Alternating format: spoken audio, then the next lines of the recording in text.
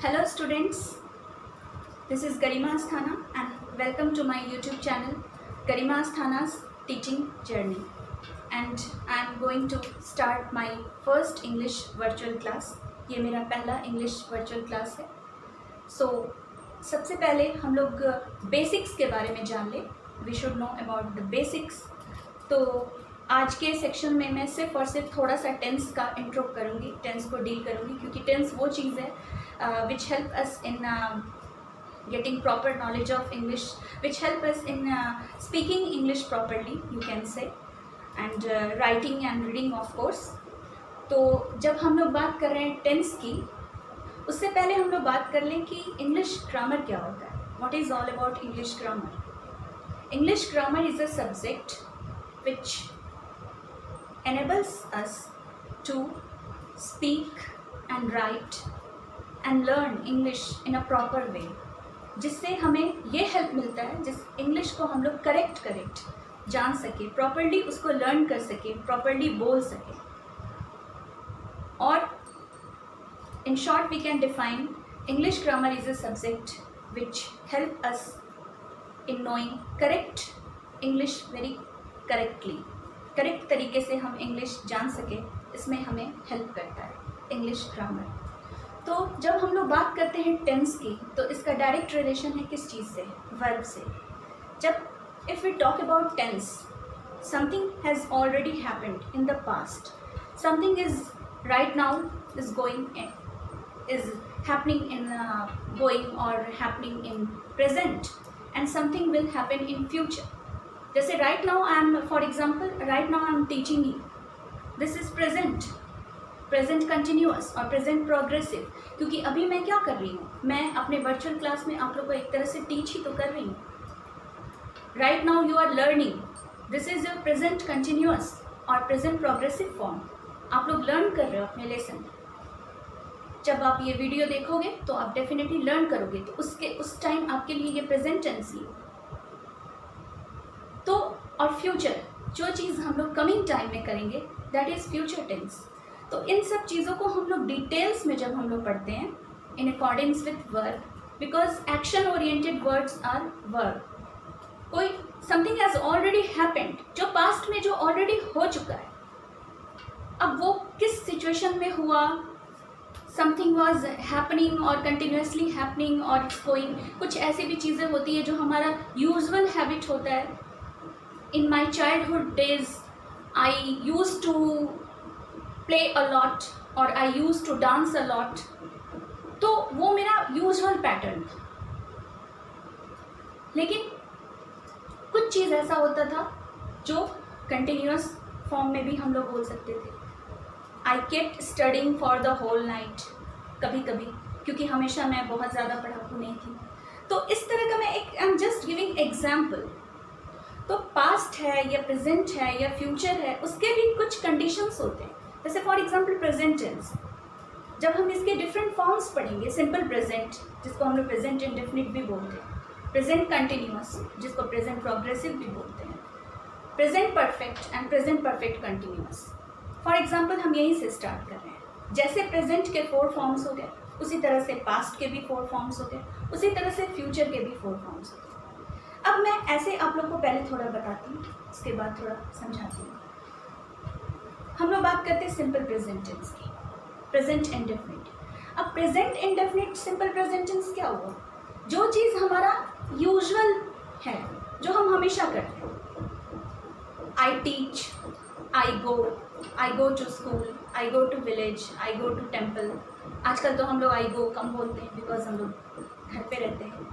I stay at home, we all stay at our home, क्योंकि आजकल stay home का ही समय है ड्यू टू पैंडमिक. तो जो यूजुअल चीज़ हो गया वो हमारे प्रेजेंट इंडेफिनिट में हो गया, जिसको हम लोग सिंपल प्रेजेंट भी बोलते हैं.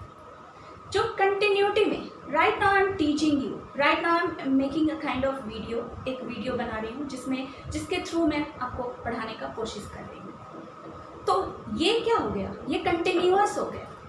अब ये कंटिन्यूस हो गया, ये यूजुअल चीज़ नहीं, मतलब आई मीन टू से कि ये मैं अभी पढ़ा रही हूँ, हो सकता है थोड़ी देर के बाद फिर मैं अपने रात का डिनर करूँगी, उसके बाद I will go to sleep. तो कहने का ये मतलब है कि जो वर्क कंटिन्यूटी में चल रहा है वो हम कंटिन्यूअस में डाल देते हैं। अगेन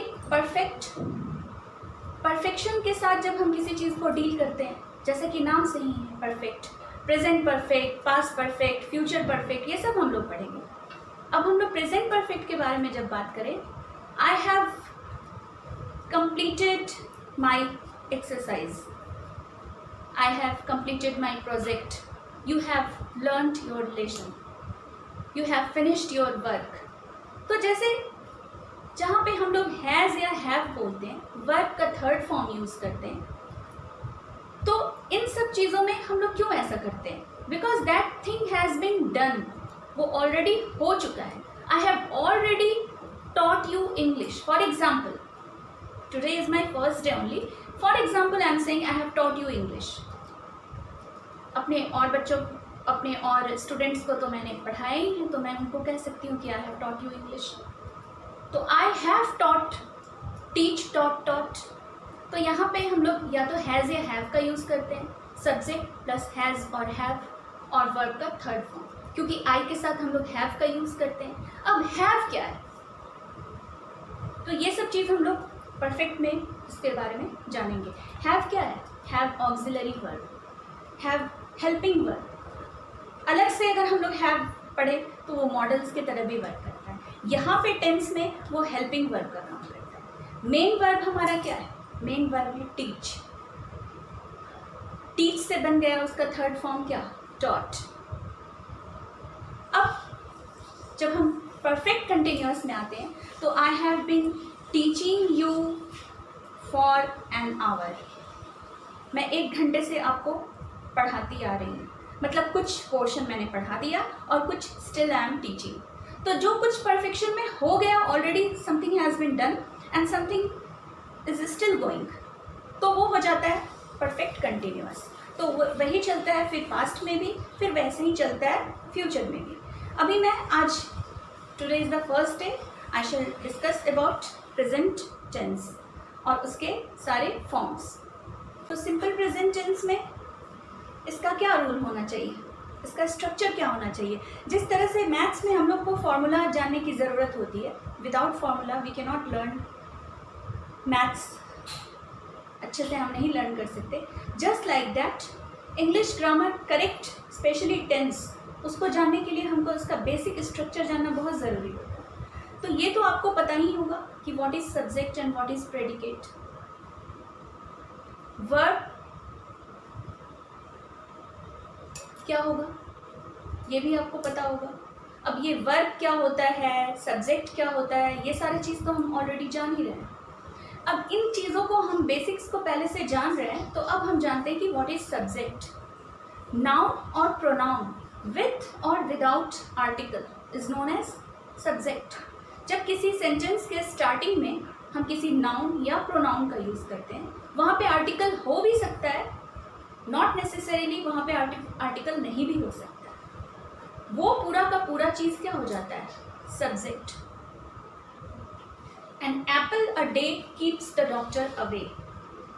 एन एप्पल, एप्पल के पहले हम एन यूज़ करते हैं, हमें मालूम है अच्छे से कौन सा आर्टिकल लगाते हैं, एन लगाते हैं। तो ये पूरा का पूरा जो एन एप्पल है ये क्या हो जाएगा? सब्जेक्ट हो जाएगा। The teacher is teaching in the class, the teacher, I am talking about that particular teacher.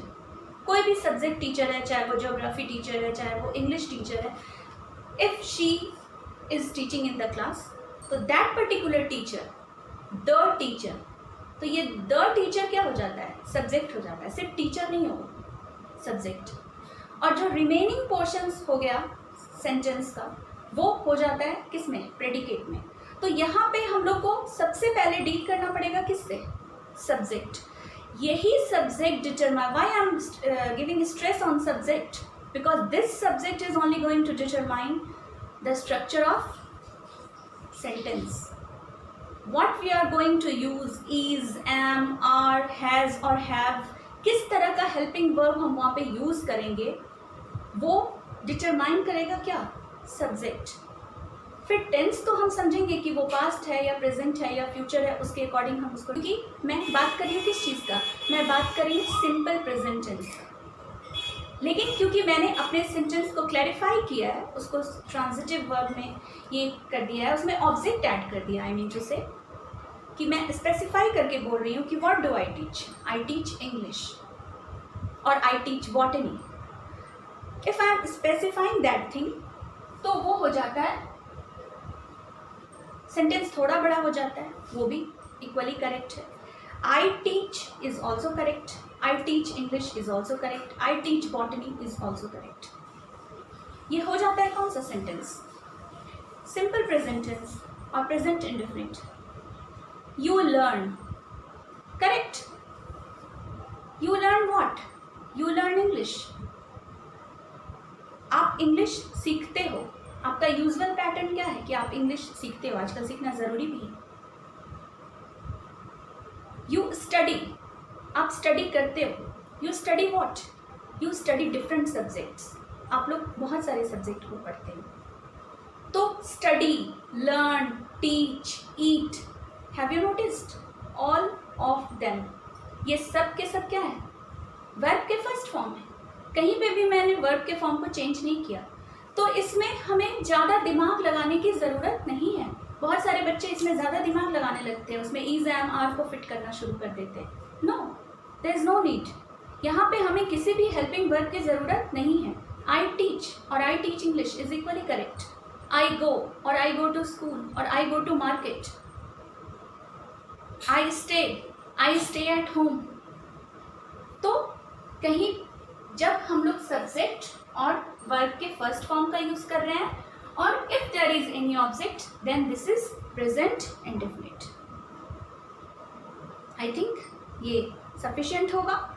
उसके बाद हम लोग आ जाते हैं present continuous.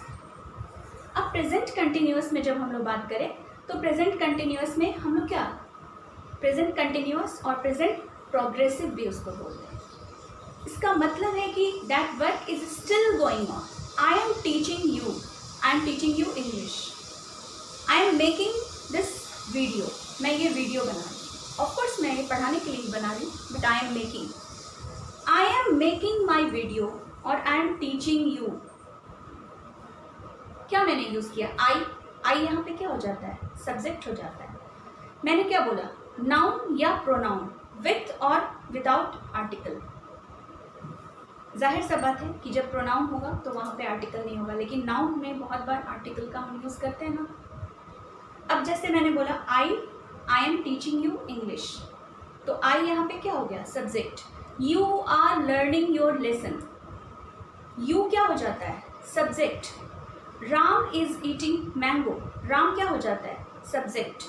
John is playing football, John क्या हो जाता है? सब्जेक्ट।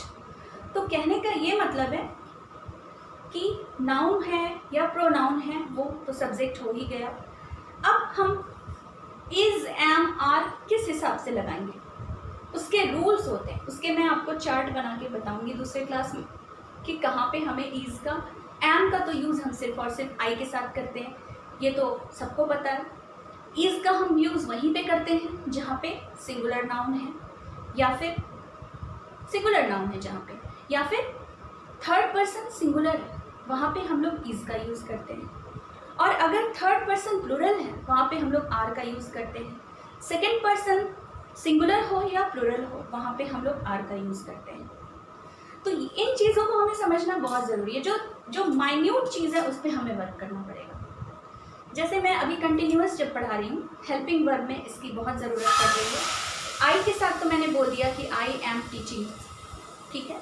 यू आर लर्निंग, अब आप एक बच्चे भी लर्न करोगे तो यू आर लर्निंग, दो बच्चे भी लर्न करोगे तो यू आर लर्निंग, एंड 200 भी बच्चे या 2000 बच्चे भी लर्न करोगे, 200 बच्चे भी लर्न करोगे, then also you are learning. तो यू जो है वो सिंगुलर में भी यू है, प्लूरल में भी यू है, दोनों ही केसेस में हम लोग आर का ही यूज़ करेंगे। उसी तरह से ही इज गोइंग, ही क्या है? थर्ड पर्सन सिंगुलर है। शी इज ईटिंग, वो खा रही है, शी क्या है? थर्ड पर्सन सिंगुलर है। He, she, it is raining, it's raining so heavily, it क्या है? Third person singular. यहाँ पे मैंने रेन को क्या बना दिया, सिंगुलर। अब रेन में तो बहुत सारे ड्रॉपलेट्स होते हैं, लेकिन रेन एज अ होल क्या हुआ, सिंगुलर ही हुआ ना, इट्स रेनिंग ओवर देयर। ठीक है, उसमें बहुत सारे ड्रॉपलेट्स हैं, इतने ड्रॉपलेट्स हैं we can not count, even we can not count them. लेकिन ड्रॉपलेट्स ना प्लूरल हुए, रेन इन इटसेल्फ क्या हुआ, वो तो सिंगुलर हुआ। लोग बोलते हैं ना it's raining so heavily, it was raining so heavily in the afternoon और इन द इवनिंग। तो वहाँ पे हम लोग जब सिंगुलर में ही, शी, इट का यूज़ करते हैं थर्ड पर्सन में, वहाँ पे भी हम लोग इज का यूज़ करते हैं। अगर हम लोग थर्ड पर्सन में प्लूरल का यूज़ करेंगे, वहाँ पे हम लोग आर का यूज़ करेंगे। They are coming, they are going, they are going to visit that place, they are going for picnic, और they are going to the party. अभी पार्टी में जाना बिल्कुल सही नहीं है, लेकिन फिर भी I am just giving example. The children, they are playing, तो दे चिल्ड्रन आर प्लेइंग। अब चाइल्ड सिंगुलर हो गया, चिल्ड्रन तो प्लूरल हुआ, तो चिल्ड्रन आर प्लेइंग और they are playing. They are playing in the campus और they are playing in the ground. तो यहाँ पे भी हम लोग किस चीज़ का यूज़ करेंगे, आर का यूज़ करेंगे अकॉर्डिंग टू सब्जेक्ट। तो यहाँ पे भी हमने देखा कि सब्जेक्ट के हिसाब से कैसे जो हेल्पिंग वर्ब है वो चेंज हो जाता है। वर्ब में हम लोग क्या यूज़ करेंगे, वर्ब में लगाएंगे आईएनजी, ये बहुत ज़रूरी है। वर्ब का फर्स्ट फॉर्म ही होगा, बहुत सारे लोग इसको ऐसे पढ़ाते हैं V4 कह के, लेकिन मैं ना कभी V4 कह के पढ़ी और ना मैंने कभी V4 कह के पढ़ाया। मेरे लिए जो कन्वीनियंट है वो ये है कि वर्ब में आईएनजी लगा दीजिए, इससे मुझे खुद भी समझ में आता है और इससे मुझे समझाने में भी बनता है। जैसे मैंने खुद लर्न किया वैसे ही मैं दूसरों को ऑब्वियसली पढ़ाऊंगी। लेती हूँ सब्जेक्ट प्लस हैज़ और हैव और plus V3 and plus if there is any object. अब इन चीज़ पे हमें बहुत ध्यान देना है। एक जो सबसे बड़ा मिस्टेक बहुत सारे लोग कर देते हैं वो ये करते हैं कि हैज़ और हैव में थोड़ा डिफ्रेंशिएट करना। जब हम उसके पैटर्न को अच्छे से समझ लेते हैं ना, उसके टेबल को, उसके चार्ट को अच्छे से लर्न कर लेते हैं कि where to use has and where to use have, तो हमें कभी भी प्रॉब्लम नहीं है। और साथ ही साथ ऑलवेज रिमेंबर V3 का यूज़ करना, we have to use V3। Present perfect में भी V3 का यूज़ करना है और प्रेजेंट परफेक्ट कंटिन्यूअस में भी V3 का यूज़ करना है। नॉट ओनली दिस, जब हम लोग पास्ट में भी जितने भी परफेक्ट वाले पढ़ेंगे उन सब में हम लोग V3 का यूज़ करेंगे। तो जब हम लोग बात कर रहे हैं किस चीज़ की, प्रेजेंट परफेक्ट की, subject, I have taught you English, for example I subject, have I के साथ आई फर्स्ट पर्सन सिंगुलर है, वहाँ पे हम लोग हैव का यूज़ करते हैं। और टीच, टॉट, टॉट, टीच का थर्ड फॉर्म क्या है, टॉट है, तो वहाँ पे टॉट क्या होगा, हो जाता है, वो V3 हो जाता है। फिर if there is any object, तो आई हैव टॉट यू या I have taught you English. You have made this project finally, finally आपने ये प्रोजेक्ट बना दिया। मेक, मेड, मेड, यू के साथ भी क्या जाएगा, हैव, उसके साथ V3 का यूज़ करेंगे, मेक, मेड, मेड, वर्ब का थर्ड फॉर्म एंड प्रोजेक्ट, आपने फाइनली अपना प्रोजेक्ट बना लिया। हम फटाफट से ये समझते हैं कि where to use has and where to use have. ये कभी हमने शायद बहुत बार गेम में भी खेला होगा और बहुत बार इस तरह के एक्सरसाइजेस भी दिए जाते हैं। पिक द या tick the odd one out. Odd one out को जब हम साइड कर देते हैं ना तो काम बहुत इजी हो जाता है। हम ये नहीं जानते कि हमें कहाँ कहाँ हैव का यूज़ करना है, हम पहले ये जान लेते हैं कि हमें कहाँ हैज़ का यूज़ करना है, क्योंकि हैज़ का यूज़ हमें सिर्फ और सिर्फ सिंगुलर नाउन में यूज़ करना है और थर्ड पर्सन सिंगुलर में यूज़ करना है। उसके अलावा हर जगह हमें क्या यूज़ करना है, हैव का यूज़ करना है। अगर हम इस पैटर्न को और इस एक बेसिक कॉन्सेप्ट को समझ लें ना तो हैज़ हैव में हम कभी लाइफ में गड़बड़ी कर ही नहीं सकते। I am repeating it once again.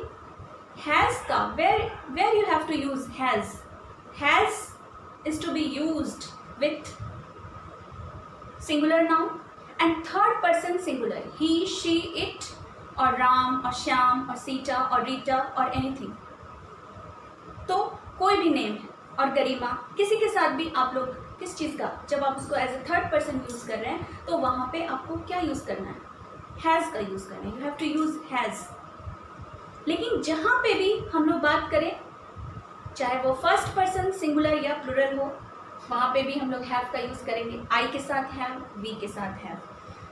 Second person singular और प्लूरल, सेकेंड पर्सन सिंगुलर में भी यू का यूज़ करते हैं, प्लूरल में भी यू का यूज़ करते हैं, बोथ में यू ही हम बोलते हैं, तो वहाँ पे भी have, you have, you have. उसी तरह से थर्ड पर्सन अगर प्लूरल है, I am not talking about singular, they have cooked the meal, उन सब ने मिल करके भोजन बनाया, तो दे हैव कुक्ड, दे, क्योंकि 2-3 लोग हो सकते हैं, वो 5 लोग भी हो सकते हैं, वो 10 लोग भी हो सकते हैं, मतलब सिंगुलर नहीं है, प्लूरल है, तो वहाँ पे हम लोग हैव का यूज़ करें। Ram and Shyam, both of them have painted this wall, इस वॉल को बहुत अच्छे से पेंट किया, राम और श्याम दोनों ने मिलकर के पेंट किया, और राम एंड रहीम दोनों ने मिलकर के पेंट किया, तो they have painted, Ram and Rahim have painted the wall, Ram और रहीम ने मिल करके वॉल को क्या किया,